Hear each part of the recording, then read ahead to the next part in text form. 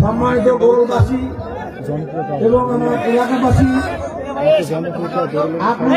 আপনাদের সামনে আমি কি বলবো, বলার মতো ভাষা আমার নাই। আজকে যা ডাকে কালীগঞ্জ আদিকমারি মাটি ও মানুষের নেতা, দীর্ঘদিনের পরিচিত বন্ধু, আমাদের প্রাণপ্রিয় ভাই জনাব রকনুদ্দিন মামুনের ডাকে আজকের এই নির্বাচনী সভায় আমি প্রথমে সবাইকে আমার সালাম জানাচ্ছি। আসসালামু আলাইকুম।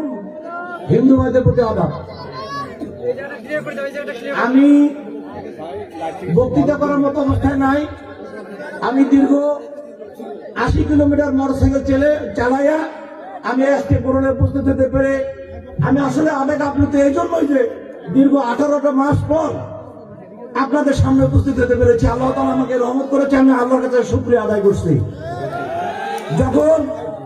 যখন রকনুদ্দিন বাবুল ভাই আমাকে ফোন করেছে যে বড়লের মিটিং এ পারলে আপনি আসেন, আমার মনে হয় পৃথিবীর সমস্ত কষ্ট বেদনা সমস্ত যে সময় ক্ষেপণে আমি যে ভুলে তাৎক্ষণিক মোটরসাইকেল চালানো আমি বড়লে উপস্থিত হতে পেরেছি। আমি যে কারণে আজকে মিটিং এ আসতে সচেষ্ট ছিলাম, প্রস্তুত ছিলাম, তার কারণ আপনারা জানেন। বিগত 21 সালের 23 তারিখ যখন এই নুরুজ্জামান আহমেদের দল আওয়ামী লীগ আমাকে মনোনয়ন না দিয়ে, আমি আওয়ামী লীগের ইউনিয়ন সেক্রেটারি ছিলাম, আমাকে বহিষ্কার করে, তখন এই রকনুদ্দিন বাবুলের লোক সহ সমস্ত মানুষ আমাকে বুকে টেনে বিপুল করে নির্বাচিত করেন। আমি মনে করি আজকে সেই দিনটা আমার এসেছে। যত দয়া করে বলেন, আমি কিন্তু আমাদের কথাই বলতে আসছি। এই মাঠে নুরুজ্জামান আহমেদের ভোট চেয়েছি। আমি বলি নাই আওয়ামী লীগকে ভোট, নুরুজ্জামান আহমেদকে এলাকার মানুষের ভোট চেয়েছিলাম। কি চাই নাই? আমাকে 21 সালে বহিষ্কার করতে আপনারা জানেন না? তারপরে নুরুজ্জামানের সাথে আমি পরবর্তী ভোট চেয়েছি এলাকার উন্নয়নের স্বার্থে, কিন্তু সেই উন্নয়ন থেকে আমরা বঞ্চিত হয়েছি। উনি ভোট নিয়ে গেছেন আমাদের মাধ্যমে, কিন্তু আমরা প্রতারিত হয়েছি। আমার বাড়ির যে রাস্তাটা, সেই হাটকিলো রাস্তা, সেটা উনি করে দেন নাই। এই মসজিদ উনি 5 লক্ষ টাকা দিতে চেয়েছেন, 5 লক্ষ টাকার 1টি টাকা দেয়নি, আপনি জানেন। আমি আপনাদের মাধ্যমে আমি আল্লাহর কাছে বিশ্বাস করি, রকনুদ্দিন বাবুল এবারে বিপুল ভোটে নির্বাচিত হবে এবং আপনার নির্বাচিত হবে, আল্লাহর কাছে বিশ্বাস রাখি। আমি আপনাদের গৌরবাসীর পক্ষে আমি সেদিনে আমার দুঃখ ভুলবো যেদিন উনি এমপি হয়ে প্রথম এই গোরলের মসজিদ, গোরলের রাস্তা, গোরলের মন্দির উনি প্রথম অনুদানটা দিবেন।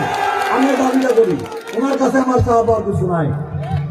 ওনার কাছে চাওয়া পাওয়ার বক্তব্য হচ্ছে আমার এটাই যে আমি আমার গৌরবের মানুষ যেন শান্তিতে থাকে, শান্তিতে যেন উনি ব্যবস্থা করেন, কোন মানুষ যেন পরবর্তীতে নির্যাতিত না হয় ওনার সাথে থাকার পরে।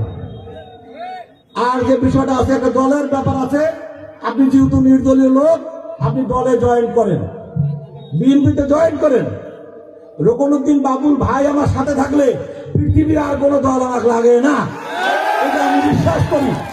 আমি আপনারা যারা গোরল আমার সাথে আছেন, উপরে রকনুদ্দিন বাবুল ভাই আমার সাথে আছে, উপরে আল্লাহ আছে।